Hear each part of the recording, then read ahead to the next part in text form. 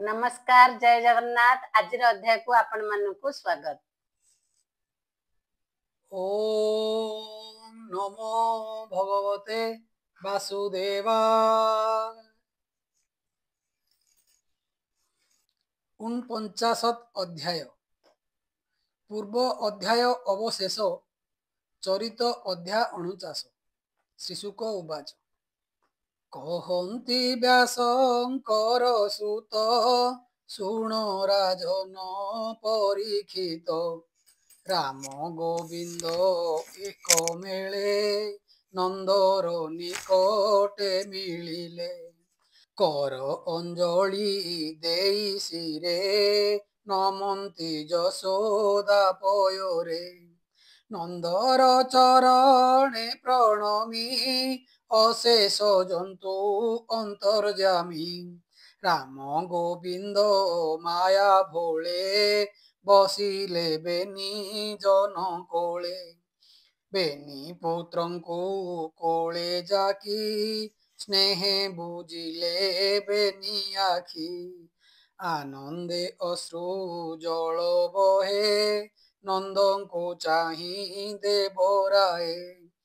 बोलन्ति शुण तात माए आंभे तुम्भर बेनी पोए तुम्भे पालिलो स्नेह बही तात जननी प्राय होई अनाथ बालकंकु घेनी धर्मे पोषन्ति जेउ प्राणी से धर्म प्रियर जननी बोलन्ति वेद मते मुनि हे तात जाओ गोपपुर बंधु बांधव घेनी तोर मु एथि रही दिना केते बंधु बांधव मोर जेते ताहांकु निश्चिंत कराई जे झारे गृह बास देई पछे मु जीवी गोपपुर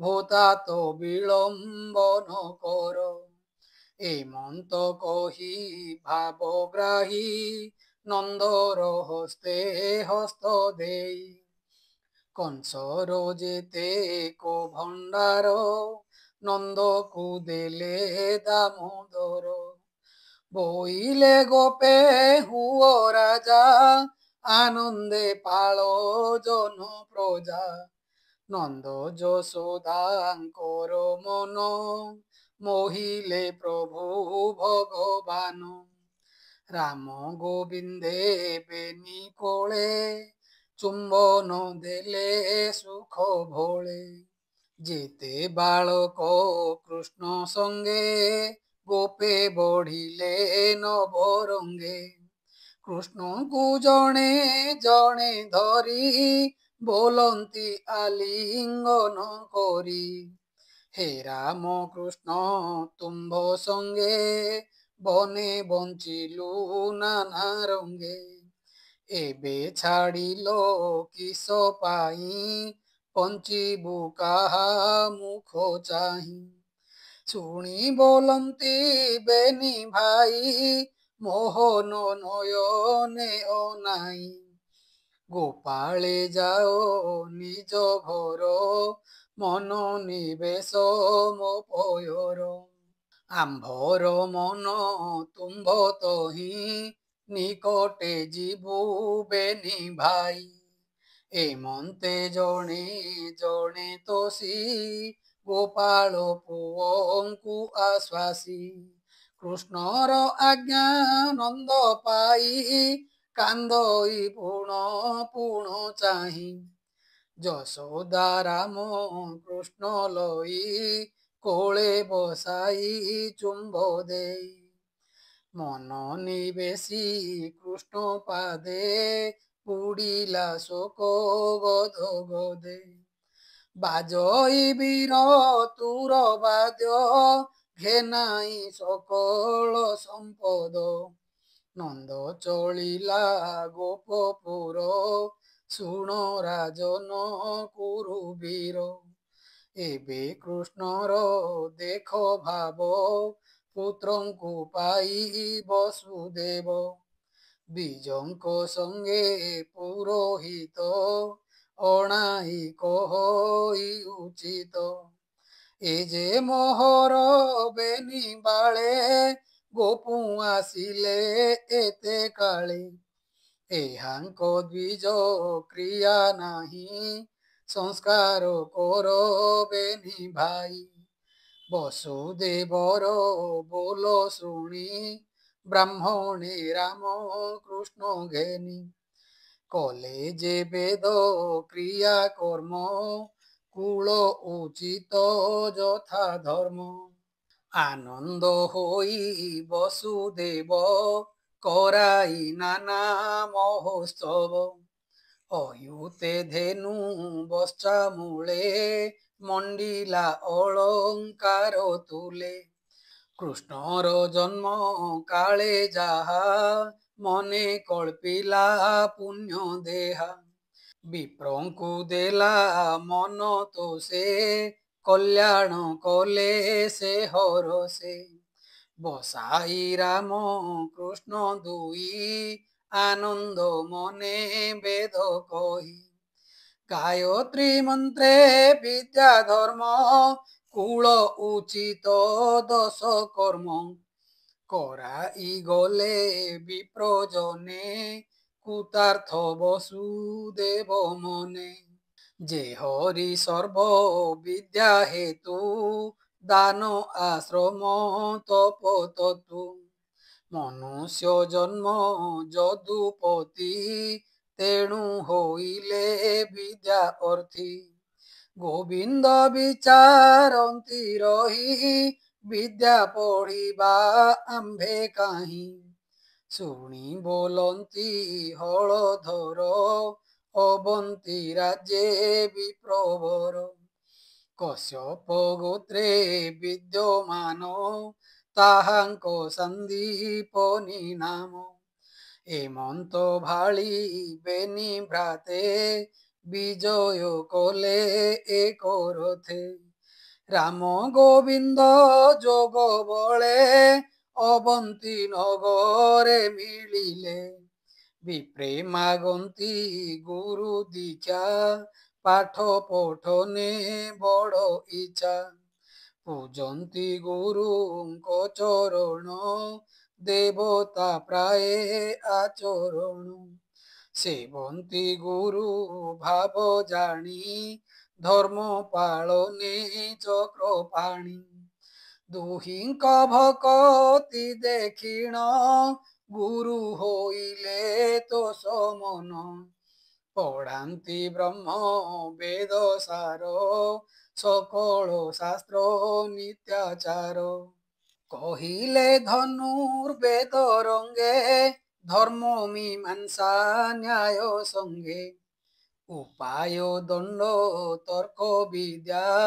ରାଜାର ନୀତି ଷଡ଼ ବିଧା ଯେ ହରି ସର୍ବ ଶାସ୍ତ୍ର ମୋଏ କୋଟି ବ୍ରହ୍ମାଣ୍ଡ ଯାର ଦେହେ ଗୁରୁଙ୍କ ମୁଖୁ ଶୁଣି ବେଳେ ସମସ୍ତ ବିଦ୍ୟା ଅବହେଳେ ରାମ ଗୋବିନ୍ଦ ମନ ତ ସେ ଚାରି ଦିବସ ବେନି ମାସେ ପଢ଼ି ସାନନ୍ଦ ବେନି ଭାଇ ବୋଲନ୍ତି ଶିରେ କର ଦେଇ ଭୂବିପ୍ର ଆଜ୍ଞା ଯେବେ ହୋଇ ଗୁରୁ ଦକ୍ଷିଣା ଆମ୍ଭେ ଦେଇ ସେ ବିଭୁ ତୁମ୍ଭର ପୟର ମେଲାଣି ଦିଅ ବିପ୍ରବର ଶୁଣି ସାନନ୍ଦ ବିପ୍ରବର କହିଲେ ପତ୍ନୀର ଆଗର ଶୁଣ ଭାବିନି ଚିତ୍ର କଥା ରାମ ଗୋବିନ୍ଦଙ୍କ ବ୍ୟବସ୍ଥା ସକଳ ଶାସ୍ତ୍ର ଆମ୍ଭ ପାଶେ ସବୁ ପଢ଼ିଲେ ବେନି ମାସେ କେ କହୁ ତାହାଙ୍କ ମହିମା ସକଳ ଗୁଣେ ସିଦ୍ଧ କର୍ମା ନୁହନ୍ତି ମନୁଷ୍ୟ ଶରୀର କିୟ ବାର ବି ସୁନାସିର ଗୁରୁ ଦକ୍ଷିଣା ସେ ଯାଚନ୍ତି, କହ ତୁ ଫିଟୁ ମନ ଭ୍ରାନ୍ତି। ଶୁଣି ସାନନ୍ଦ ବିପ୍ର ନାରୀ, କହନ୍ତି ବେନି କର ଧରି। ଭନାଥ ଶୁଣ ମୋର ବାଣୀ, ଆମ୍ଭର ପୁରେ କମଳିଣୀ। ଅନେକ ସମ୍ପଦ ଆମ୍ଭର, ଜୀବନ ହୋଇଲା ଅସାର। ସନ୍ତତି ନାହିଁ ଆମ୍ଭ ଘରେ, କି ସୁଖ ସଂସାର ବେଭାରେ। ଆମ୍ଭର ପୁତ୍ର ଗୋଟି ଥିଲା, ପ୍ରଭାସ ତୀର୍ଥେ ନାଶ ଗଲା। ସେ ପୁତ୍ର ଗୋଟି ଯେବେ ଦିଅନ୍ତେ, ତେବେ ମୋ ଜୀବନ ରଖନ୍ତେ। ଆନ ସମ୍ପଦେ କାର୍ଯ୍ୟ ନାହିଁ, ଶୁଣି ସାନନ୍ଦ ଦ୍ୱିଜ ହୋଇ। ରାମ ଗୋବିନ୍ଦ ମୁଖ ଚାହିଁ, ବୋଲନ୍ତି ଶୁଣ ବେନି ଭାଇ। ପ୍ରଭାସ ତୀର୍ଥେ ମୋ କୁମର, ମରିଛି ଦ୍ୱାଦଶ ବର୍ଷର। ଯେବେ ପାରିବ ତାହା ଦେଇ, ତେବେ ଦକ୍ଷିଣା ମୋର ହୋଇ। ହୋଇବ କୃତାର୍ଥ ଜୀବନ, ତୁମ୍ଭେ ପାଇବ ଯଶ ଧର୍ମ। ଶୁଣି ସାନନ୍ଦ ମନ ହୋଇ, ରଥେ ବସିଲେ ବେନି ଭାଇ। ଗୋବିନ୍ଦ ଯୋଗ ମାୟା କୋଲେ, ମିଳିଲେ ବାରାନିଧି କୂଳେ। ରଥୁ ଓହ୍ଲାନ୍ତେ ନନ୍ଦ ବଳା, ତକ୍ଷଣେ ବରୁଣ ମିଳିଲା। ଜଳୁ ବାହାର ବେଗେ ହୋଇ, କର ଅଞ୍ଜଳି ଶିରେ ଦେଇ। ବୋଲ ଇ ଶୁଣ ନାରାୟଣ, ଅଶେଷ ବ୍ରହ୍ମାଣ୍ଡ କାରଣ। କିମ୍ପା ଅଇଲ ମୋର ପୁର, ଶୁଣି ବୋଲନ୍ତି ଚକ୍ରଧର। ଆମ୍ଭର ଗୁରୁ ପୁତ୍ର ନେଇ, ଲୁଚାଇ ଥୋଇ ଅଛୁ କାହିଁ। ଆମ୍ଭେ ତୋଷିବୁ ଗୁରୁ ନାରୀ, ଆମ୍ଭେ ତୋଷିବୁ ଗୁରୁ ନାରୀ, ବରୁଣ ଆଣ ବେଗ କରି। ଶୁଣି ବରୁଣ ମହାଭୟେ, ପଡ଼ିଲା କୃଷ୍ଣ ପଦ୍ମ ପାଏ। ଭୋନାଥ ଗୁରୁ ପୁତ୍ର ନାହିଁ, ତୁ କି ନ ଜାଣୁ ଭାବଗ୍ରାହୀ। ମୋର ଭିତରେ ଶଙ୍ଖାସୁର, ତୁ ଯେ ମାଇଲୁ ଚକ୍ରଧର। ବ୍ରହ୍ମାଙ୍କୁ ଦେଲୁ ବେଦ ନେଇ, ତାହାର ପୁତ୍ରେ ଅଛଇ। ନାମ ତାହାର ପଞ୍ଚଜନ୍ୟ, ମାୟାବୀ ଅସୁର ନନ୍ଦନ।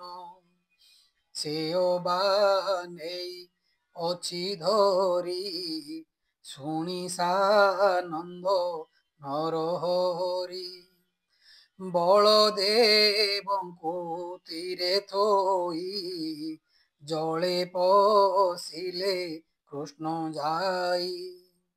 ଅଗାଧ ଜଳେ ଭାବଗ୍ରାହୀ, ଧଇଲେ ଅସୁରକୁ ଯାଇ। ମୁଷ୍ଟିଏ ପ୍ରହାରୀ ପ୍ରଚଣ୍ଡ, ଶଙ୍ଖାର ପୁତ୍ର ବେନି ଖଣ୍ଡ। ତାର ଉଦରେ ଭଗବାନ, ଖୋଜିଲେ ଗୁରୁଙ୍କ ନନ୍ଦନ। ଖୋଜି ନ ପାରି ପଦ୍ମ ମୁଖ, ତାର ଉଦରୁ ନାଭି ଶଙ୍ଖ। ଘେନି ବାହାର ବ୍ରହ୍ମ ରାଶି, ରାମର ସଙ୍ଗେ ରଥେ ବସି। କହନ୍ତି କମଳାର ବର, ଭୋ ସ୍ୱାମୀ ଯିବା ଯମପୁର। ଗୁରୁ ବାଳକ ଏଥେ ନାହିଁ, ଏମନ୍ତ କହି ରଥବାହୀ। ଯାନ୍ତେ କରନ୍ତି ଶଙ୍ଖନାଦ, ଖଣ୍ଡିଲେ ଜନ୍ତୁଙ୍କ ବିଷାଦ। ହୋଇଲେ ଚାରି ଚାରି ଭୁଜ, ଶଙ୍ଖ କମଳ ଚକ୍ର ତେଜ। ବିଷ୍ଣୁର ତେଜ ଚିହ୍ନ ବର୍ଣ୍ଣ, ତକ୍ଷଣେ ଉଠିଲେ ଗଗନ। ଶଙ୍ଖ ଶବଦ ଘନେ ସ୍ଫୁରି, ଯମର ପୁରେ ପଡ଼େ ହୁରି। ଯମକୁ ଜଣାଇଲେ ଦୂତ, ବିଜୟ କଲେ ଗୋପୀନାଥ। ତୋର ସମ୍ପଦ ଆଜୁ ଗଲା, ତା ଶୁଣି ଯମ ଭୟ କଲା। ଚିତ୍ରଗୁପ୍ତ କର ଧରି, ବେଗେ ଭେଟିଲା ନରହରି। କୃଷ୍ଣ ଚରଣ ତଳେ ପଡ଼ି, ଯମ ବୋଲଇ କର ଯୋଡ଼ି। ଭୋ ନାଥ ନିସ୍ତରିଲି ମୁହିଁ, ବିଜୟ କଲ କିସ ପାଇଁ। ଶୁଣି ବୋଲନ୍ତି ଶ୍ରୀରଙ୍ଗ, ଗୁରୁଙ୍କ ପୁତ୍ର ଆଣ ବେଗ। ତାର ମରଣ କାଳ ଜାଣି, ତୋହର ଦୂତେ ଛନ୍ତି ଆଣି। ମୋର ବଚନେ ଆଣ ତୁହି, ଆନ କେ ପାରି ବଟି ନେଇ। ଶୁଣି ସାନନ୍ଦ ଜନ୍ତୁନାଥ, କୃଷ୍ଣଙ୍କୁ ଦେଲା ଗୁରୁ ସୂତ। ଗୁରୁ ବାଳକ କର ଧରି, ରଥେ ବିଜୟ ଦଇତ୍ୟାରି। ବସିଲେ ଯାଇ ରାମ ତୁଲେ, ଗୁରୁ ବାଳକ ଘେନି କୋଳେ। ଅବନ୍ତିପୁରେ ବନମାଳି, ଗୁରୁ ମନ୍ଦିରେ ବେଗେ ମିଳି। ରଥୁ ଓହ୍ଲାଇ ଦାମୋଦର, ଗୁରୁକୁ ମୋର ଧରି କର। ଭିତରେ ପଶି ବେନି ଭାଇ, ଗୁରୁ କାମିନୀ କୋଳେ ଦେଇ। ପୁତ୍ରଙ୍କୁ ଦେଇ ପ୍ରଦକ୍ଷିଣ, କରି କହନ୍ତି ନାରାୟଣ। ତୁମ୍ଭର ପୁତ୍ର ମାଏ ନିଅ, ଦକ୍ଷିଣା ଦେବୁ ଆଜ୍ଞା ଦିଅ। ଶୁଣି ଉଠିଲେ ଗୁରୁ ନାରୀ, ରାମ ଗୋବିନ୍ଦ କର ଧରି। କଲ୍ୟାଣ କରି ଚୁମ୍ବ ଦେଇ, ବୋଇଲେ ନିଉଛାଳି ହୋଇ। ଆର ସମ୍ପଦେ କାର୍ଯ୍ୟ ନାହିଁ, କୃତାର୍ଥ କଲ ପୁତ୍ର ଦେଇ। ଏମନ୍ତ କହି ବେନି ଜନେ, କୃଷ୍ଣଙ୍କୁ ଚାହାନ୍ତି ନୟନେ। ଲୋଚନୁ ଅଶ୍ରୁ ଜଳ ବହେ, କୃଷ୍ଣ ମୋହିଲେ ମାୟା ମୋହେ। ତକ୍ଷଣେ ହୋଇ ତୋଷ ମନ, ଆନନ୍ଦେ କରନ୍ତି କଲ୍ୟାଣ। ଯାଅ ମଥୁରା ବେନି ଭାଇ, ଅକ୍ଷୟ ହେଉ ତୁମ୍ଭ ଦେହି। ଯେତେ ପଢ଼ିଲ ମୋର ତହୁଁ, ଅକ୍ଷୟ ହୋଇ ହୃଦେ ରହୁଁ। ମୋର ଆୟୁଷ ଅଛି ଯେତେ, ତୁମ୍ଭଙ୍କୁ ହେଉ ପରାପତେ। ତକ୍ଷଣେ ଗୁରୁ ଆଜ୍ଞା ପାଇ, ରଥେ ବସିଲେ ବେନି ଭାଇ। ମନ ନିବେଶି ଗୁରୁ ପାଦେ, ମଥୁରା ଗଲେ ଅପ୍ରମାଦେ। ଗୁରୁ କାମିନୀ ପୁତ୍ର ପାଇ, ଆନନ୍ଦ କେ ପାରିବ କହି। ବେନି ସ୍ତନରୁ କ୍ଷୀର ଝରେ ସ୍ତନ୍ୟ ପିଅନ୍ତି ସ୍ନେହ ଭରେ। କେ କହୁ ଗୁରୁଙ୍କ ଆନନ୍ଦ ଯାହାର ଶିଷ୍ୟ ଆଦି କନ୍ଦ। ଏବେ ହୋ ଶୁଣ ନୃପବର କୃଷ୍ଣ ମିଳିଲେ ମଧୁପୁର। ହରି ଆଗମନେ ଆନନ୍ଦ ଆସି ମିଳିଲେ ଯଦୁ ବୃନ୍ଦ। ଦେଖି ଆନନ୍ଦ ଭାଇବେନି ହରଷ ପ୍ରିୟର ଜନନୀ। ସେ ଆଦି କନ୍ଦ ପାଦ ମୂଳେ ସୁଜନେ ଚିନ୍ତ ଧ୍ୟାନ ବଳେ। କହଇ ଜଗନ୍ନାଥ ଦାସ ହରିଚରିତ ସୁଧାରସ।